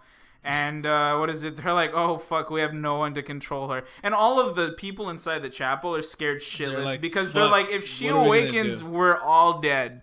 They're like, there's no way we're gonna live through this. So, at this point, if I would have known how it ended, I would have preferred it just ending here. Just leave me on a cliffhanger. Like, I would have preferred that. But it continues. And so what we see in the next scene is that Priscilla has escaped from her brother yet again, and he cares not yet again. And so he's standing on the top of like a hill looking at the city from over the thing, and Priscilla's like already down into the ruins. And she finds a Claymore's like just a drop sword from, I'm assuming, one of the dead people. And she picks up the sword, and like you realize that Priscilla repressed her memories. Yeah. And she didn't really remember anything. And so she starts looking at the sword, the Claymore, and she starts having like flashbacks to like the fight and like all the shit that happened and like what made her want to become a Claymore. And she's like, oh, I remember now. And so she goes from looking just like a regular brunette to becoming fully awake until she becomes the one-horned beast that everybody was fucking scared of. And so like Claire's already like over here telling the other Claymores like just fucking kill me. It's all good. Just hurry up. She was ready to fucking die. Yeah, she's like, just hurry up. I'm gonna use what strength I have left, and I'm gonna hold my sword down, and you're gonna fucking just behead me. But and they're like, okay, Claire. And then all of a sudden, this blast of pink aura comes in, and then she's like, I know who the fuck that is. And then the pink aura is coming from Priscilla, who's like, I know who that is. And so Priscilla's under the impression that Claire is Teresa because she has her blood. And so she's pissed. And Claire is pissed because she wants to kill Priscilla for killing Teresa. So she's like, I'm going to fucking murder her. And so she gains the will to not want to die anymore. And she's like, I'm going to fucking murder her. And so she takes off and she goes to find Priscilla. And within the span of a few minutes, they manage to cover enough ground to reach a volcano. Now, Rocky stayed back. Everybody started heading to the volcano because like, oh shit, we gotta watch this fight. Yeah, this is gonna be a badass fight, or we should help her or something. The only people that stay behind is an injured member. I forgot her name. Her name is Jean because she. Oh, that's right, Jean. Yeah, she was impaled during the fight. So Jean was really fucked up. She has an excuse for being slow on her feet. She is like filled with holes. Rocky is sitting outside crying. And he doesn't even have a sword, and Jean has to bring him his sword while severely injured. And she's like, and she basically gives him a pep talk that's like, "Hey, quit being a bitch." And he's like, "You're right. I should stop." I mean, and I just go back to the thing with the king where he's like, "Don't be a bitch, Rocky." And he's like, and he didn't listen. He didn't listen. He didn't listen, Mike. King. He just didn't listen. And so she's like, "Come on, let's go, dude." And he's like, "Okay." And so they start walking together behind the other people, and so there's like 3 girls that are dead set on getting the fuck there so as quick as they possibly can. So they fucking dart off, and like they're making good ground until they're interrupted by Galatina, and she's like, "Hey, you're not supposed to do that. They told me that you guys aren't supposed to go over there." And she's like, they're like, "So are you gonna stop us?" And at this point, you're like, she would murder them if they tried doing it, because all of these people are like injured they're really fucked up. Yeah. And so she's like, "Nah, I'm just gonna go look the other way and tell them that you're all fucking dead, because there's really no way you would have lived against these people." And so they're like, "Okay." So it's funny because she plans on using the same excuse that she used before. Yeah. But the organization didn't buy her shit the first time. They're like, "We know she's full of shit." But now it's I guess it's a little bit more believable. It's more understandable considering there is an army of awakened people that should have killed all of these. And the Silver Egg King should also be there, and Priscilla should also be there, and I'm pretty sure they were expecting everyone to die. It was a cacophony of shit, and so she's like, "I'm just gonna let you go over there, and I'm gonna walk away because I don't want no part of this." And so she lets him go, and they keep running. And like, what's weird is like eventually they make it to the volcano, And like Rocky with Jean, who are severely injured and barely walking, managed to get there just minutes later. I didn't understand that. Now, like, granted, I guess like maybe halfway through, Jean grabbed Rocky and she's like, "Hold on tight, buddy," and they dash over there. But it wouldn't have made up that much time, considering like how quickly the other girls were going. Yeah, the other girls, like, immediately after she left, they bolted after her. But that's just nitpicking compared to what's coming out. Yeah. So like this fight ensues between Claire and Priscilla, and Priscilla is under the assumption that Claire is Priscilla, and that she is definitely not awakened. That she's Teresa. She's under the presumption, Priscilla is, that she is not an awakened person, and that she thinks she's still Claymore. She thinks she's still a commissioned Claymore. And it's mostly evident by when the other three Claymore get there, and she starts introducing herself. She's like, "Yeah, I'm Priscilla, number 2, guys. How y'all doing?" And they're like, "What the fuck are you talking about?" They're like, "Are you here to help me kill this Yoma? This fucking Yoma over here?" And so she's not all there, and Claire's over here really fucking angry. And she, like, in order to fight with Priscilla, she she keeps releasing more and more of her aura until she starts like changing more and more. To the point where she almost fully awakens. Because most of her body transformed except her face. Her head, that was about it, and everything else had transformed.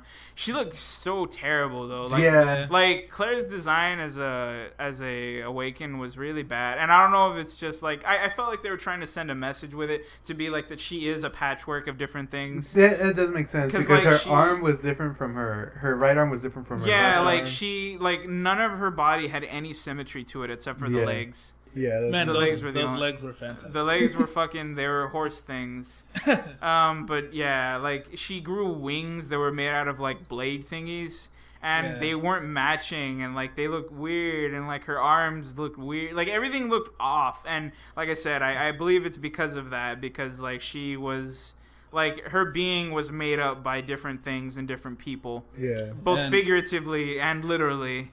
And to give this climax a proper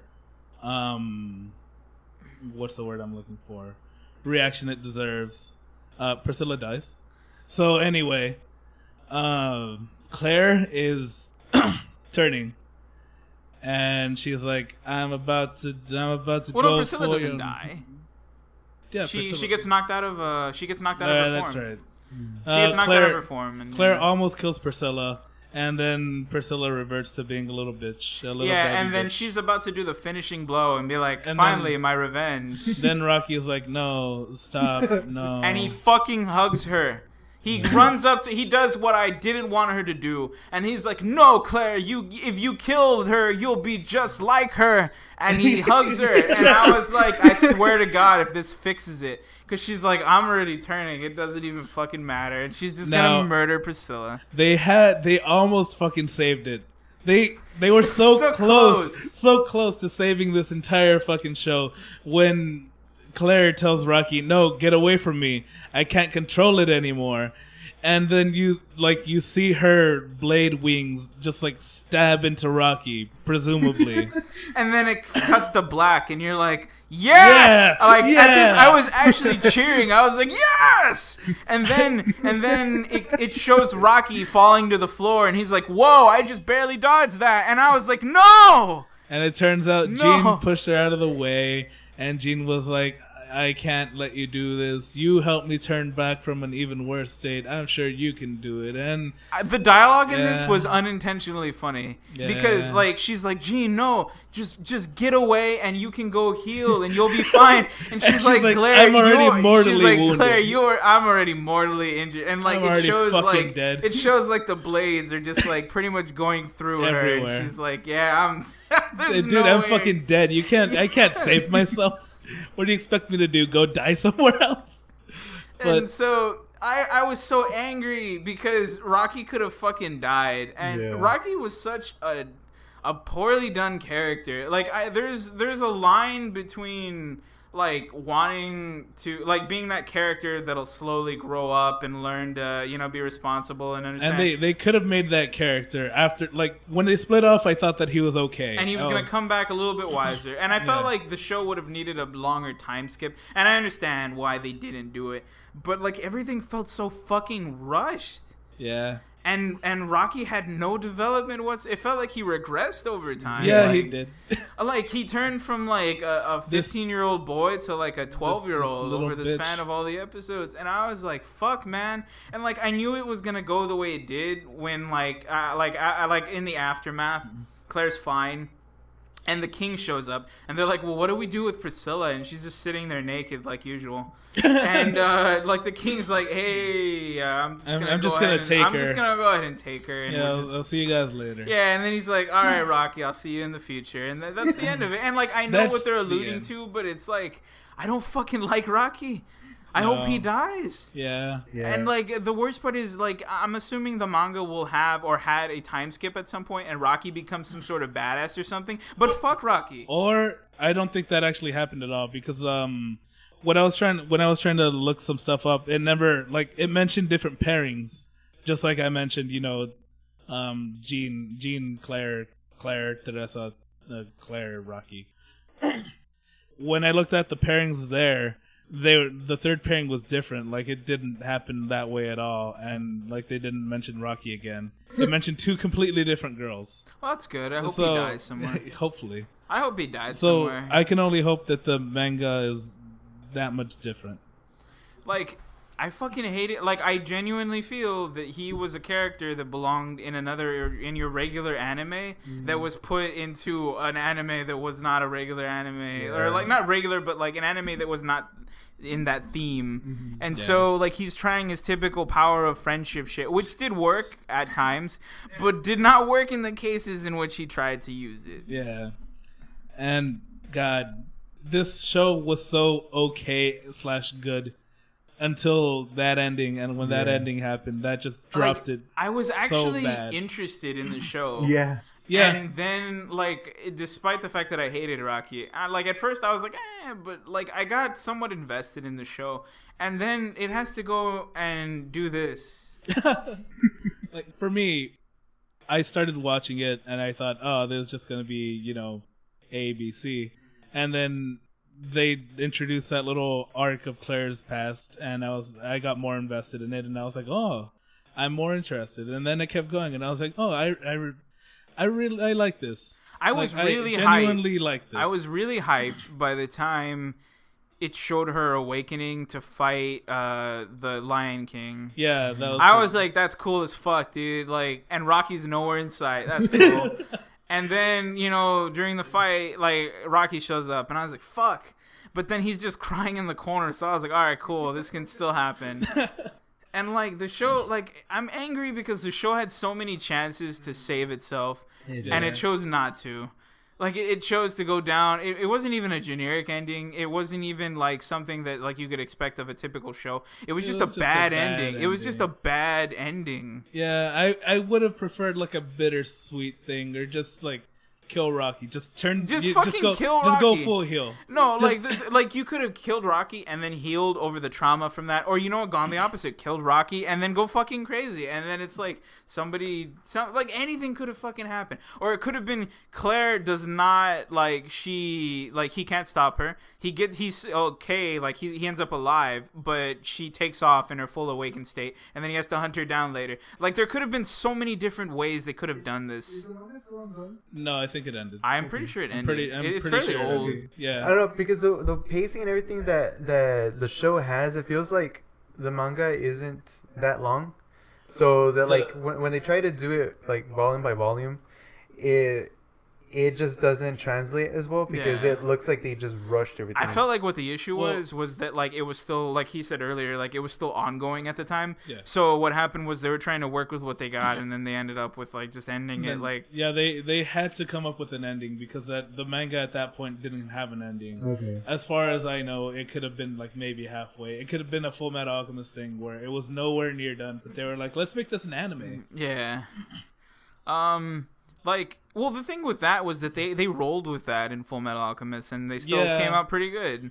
Yeah, from what I've been told, I started watching it, but then when I started watching it, everybody was like, "Hey, why are you watching that? Why don't you just watch Brotherhood? It's almost done." And I was like, "What? What's Brotherhood?" Brotherhood is actually like it's an adaptation of the actual manga. Yeah, I mean, Brotherhood was really good, but the original was good in its own right. I enjoyed like the original anime, and then I had read the manga after that, and then the Brotherhood came out, and I was like, "Oh shit, it's the manga adaptation." It's the manga. And it was really good. Like my issue with the manga for that was that like it used too much humor at times inappropriately. But then they kind of ironed that out later. But yeah, like going back to Claymore, I enjoyed most of it, and at the end I was angry. Dude, they didn't just screw the pooch. They fucking fisted the shit out of the pooch. Yeah, like they just how do you do that? Like. And like I fucking hate Rocky so much.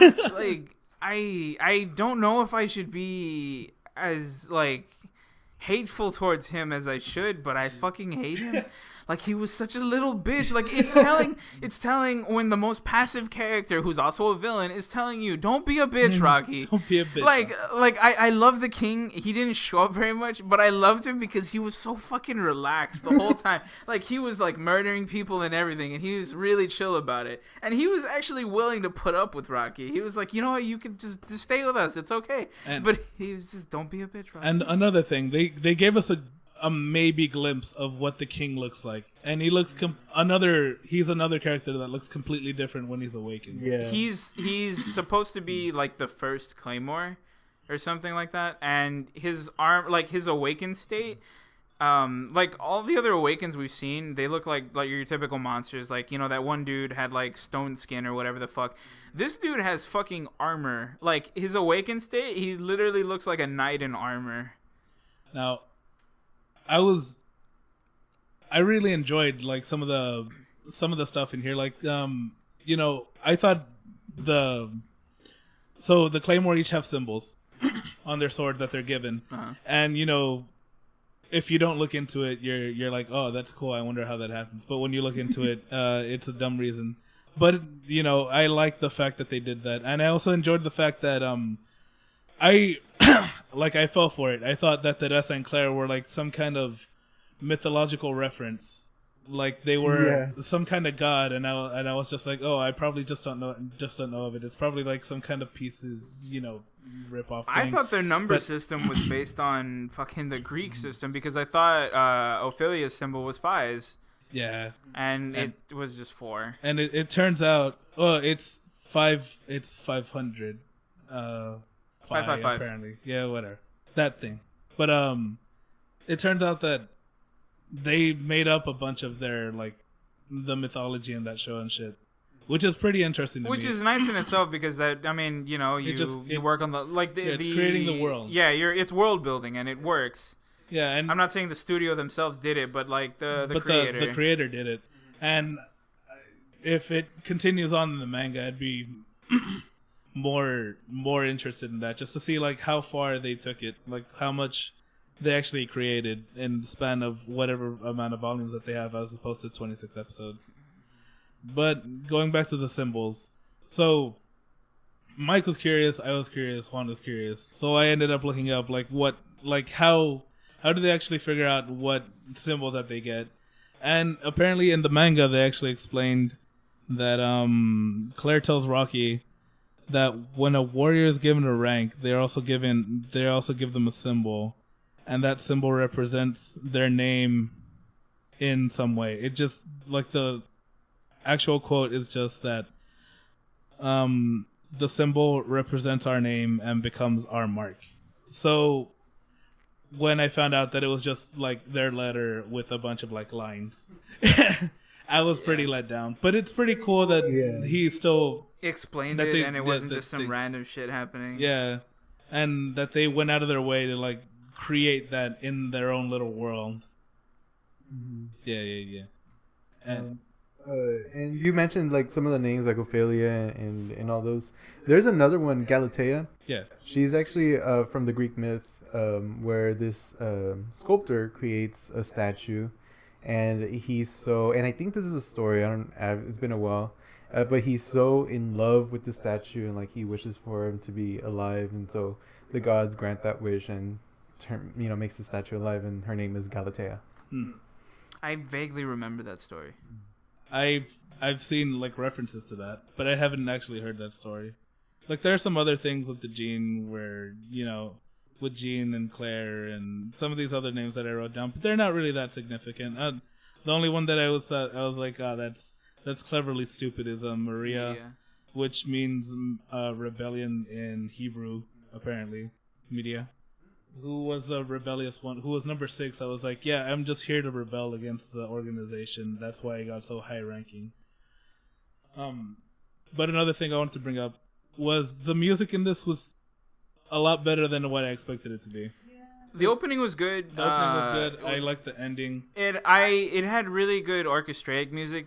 I love that. Like, I know the theme played like a few times, like that like metal riff and stuff. Oh yeah. Like, I love that the first time I had actually like that they actually played it like at full volume and very pronounced was when the Lion King shows up and just tears the shit out of them. Like his music theme was literally just guitar riffs playing while destroying this troop of people. I feel like there was only one background that they used a lot that I felt was overused was like the trumpet one. Dude, that felt so like it felt so out of place at times. Like it'd be a really like like a dramatic moment or a tense moment or a sad moment, and then it would start with like fanfare trumpets, and I'm like, you don't do that. You don't do that. That kills the theme. But one that I didn't expect to like was the one where they used bagpipes on. I don't know if you remember the actual song, but it just starts out and it's just like whenever a bagpipe whenever they start pushing the bag, it's just like, and then the actual music starts playing. And I was like, is that a fucking bagpipe? Are they about to make some background music with bagpipes? And they do it, and it worked. And I was like, that's cool. They went all out with that. It was a lot, like, in general, this anime was a lot better than expected. I did not expect it to be very good. Yeah. I mean, given the ending was fucking awful. Yeah. But it was decent throughout. Yeah, up to that Up until point. like the last like 2 or 3 episodes. For the ending, my complaint was the art style, the art direction. I really hated it. I didn't like the body models because like their bodies felt really wrong because it was like their torso was one size and their arms didn't feel like they were the correct size and the legs were too long and skinny. See, that didn't bother me. The eyes bothered me the most. The face basically because the eyes were so fucking far apart. The eyes were far apart. They were too circular and the mouths were far too tiny. Yeah, and like the nose was like touching the mouth and I was like, what the fuck? Yeah, like that bothered me a lot. But I eventually like tried to like not get it out of my head. But the bodies bothered me so like they look so weird, like disproportionate. I was like they look fucking what's the word again? I want to say dyslexic, anorexic. Anorexic. Why did I think? Yeah, they look fucking anorexic. And like their foreheads are huge, and if you see them in profile, like their heads are caved in. I was like, this is bad. This is terrible. Like it felt like but then. I don't mean to... No, fuck that. If you look in the credits, half of those people were Korean animators. And if anybody in any... Like, with any animation knowledge knows that Korean animators just do shit to get shit done. Well, not only that, it looked like in the manga, they try to get it from the manga. And the manga is, like, the same way. Like, the eyes are separated. Like, it just looks bad. Yeah, it just... It looked... I didn't enjoy it. Like, it looked fucking weird. Like... Personally, which is why I would never look up doujins of this. Personally, I didn't really have a problem with what Juan's problem was, but I was like, their bodies look a little weird, but in the context of the show, I was like, well, I guess it makes sense. They are like maybe they're stretched out because of the shit that they did. I mean, yeah, also understanding the weird, like the fucking, the shit going on. That would make sense, but like the humans are the same. They look the same. Just like if they left the Claymores like that, I'd be okay with it. If they made a real distinction of making that would make it understandable as to why people find them. Repulsed? Like they don't want to be around them because they look fucking weird. No, but no, the humans look weird as well. Yeah, they all look weird as fuck.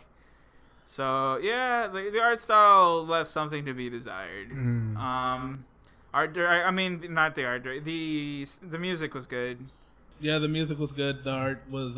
You guys didn't like it. I really didn't care for it. I can't say that it's good, but I can't say that I was really bothered by it. But that's to each his own. A lot of times, people ask other people like, what would you recommend as like my first anime or something that would get me into something, and I would feel like I'd tell people to watch this, and I was like thinking that until it actually ended, and now I'm like, well, I would tell them to keep watching until like episode 23, and then just stop and never watch it again, and just be happy. I don't think I'd recommend it to people. I wouldn't. Like, it's not just the ending. It's just, like, in general, I feel like the art would also be a turnoff for some people. Yeah. And just, like, I guess the theme would also be kind of a turnoff. Because I know some people that, like, they have the, like, people that haven't watched anime, they have the belief that it's, like, always that, like, wacky, super happy time shit all the time. And so, like, when they want to actually try it, they expect it to be like that. And then they're kind of like, this isn't wacky happy time. This isn't wacky happy time. This is grim dark suffering. And so, yeah, like, I wouldn't recommend it to people. Yeah, because usually, for me at least, whenever I was first trying to get into anime, I didn't want the wacky happy time because I was like, because I know that that's not it, because I've watched, Adult Swim shows, and most of Adult Swim shows aren't really wacky happy time at all. Yeah. But the general consensus is that. But that's why I'd recommend it, because it's different, because it's not I would never ever recommend anybody getting into anime by watching your typical school, moe shit, because I mean, sure, there are people that'll get into it with that, and that's fine. But the reason that I started watching anime was because it was different. It, like, these stories that were being told weren't being told in any other medium. Like, I enjoy reading, but I can't read because I start falling asleep because the text fucks with my eyes, and since I don't have glasses at the moment, they start getting tired out super fast, and I just fall asleep. As much as I enjoy it, I just can't. And I read comics from time to time, but I don't really have a way to read them. I don't like reading them on the PC because I've been spoiled with reading them in their actual physical forms, and reverting back to that, I just can't. So watching this would be the best way for me to get, just something different that's not on screen and shit. But yeah, what would you guys rate this? Out of 5 Rockies? Out of 5 crying bitch boys. How many crying bitch boys would you give this? I would say 2. You give it 2 crying bitch boys? 2 crying bitch boys, because it felt like it was building up to something, and then it was the biggest letdown. It was the letdown was so fucking huge. Yeah, it would have been half, because again, I have issues with the art style, but no, it's a 2. I'd give it about a 2.5. Like, it tried. It did pretty good up until then, and I did have some complaints about it, but I'm not gonna judge a show entirely based on its art style. Yeah. It's that wasn't too big of a deal for me, but an ending can make or break your show, and this show was destroyed by both pacing and the ending. So yeah, I'd give it about a 2.5 or so. Yeah, I'm gonna give it a 3. I was towards the middle of this, after they introduced Claire's backstory, I was like, oh, I might give this show a 3.5 or a 4, depending on where they take it, because this is I was watching it by myself and I was super into it, and I was like, oh man, I love this. And then they kept going, and I just can't. So I'll just give it a 3. It's a 3. It's mediocre at best. Mediocre at best. It's good at times, but it's mediocre at best. And with that being said, we don't have the wheel. We don't have the mangoes. So we just decided on an anime, technically, while we were drinking. And we decided to go the Afro Samurai route. So that'll be the next anime. And I think most of us have seen it to a certain extent. Yeah, like maybe 1 or 2 episodes. Yeah. And I've seen 2 for sure. Mike, I think he's watched all of it on the movie. Wait, watch all of what? Afro Samurai? Oh, yeah, I've watched all of it. I'll talk about it later, but yeah. Yeah. So that was a podcast. If you want to follow us, you can do so in a variety of ways. You can email us at mbtpodcast@gmail.com. You can follow us on Facebook, on facebook.com/mbtpodcast. On Twitter, we are at Magical Broadcast. I'm going to be putting out the rap song that I used in the previous filler because there have been some people that have been asking for it. I'll put it on my personal SoundCloud and Shroomex, and I'll just make it playable. I can't make it downloadable because of reasons. And I'm probably going to be doing a collaboration with Mark. That's on the podcast. We'll see how that goes. But I'll leave the links to everything that we talked about below. And you guys have a fantastic day. Say bye, everybody. Bye-bye. Bye.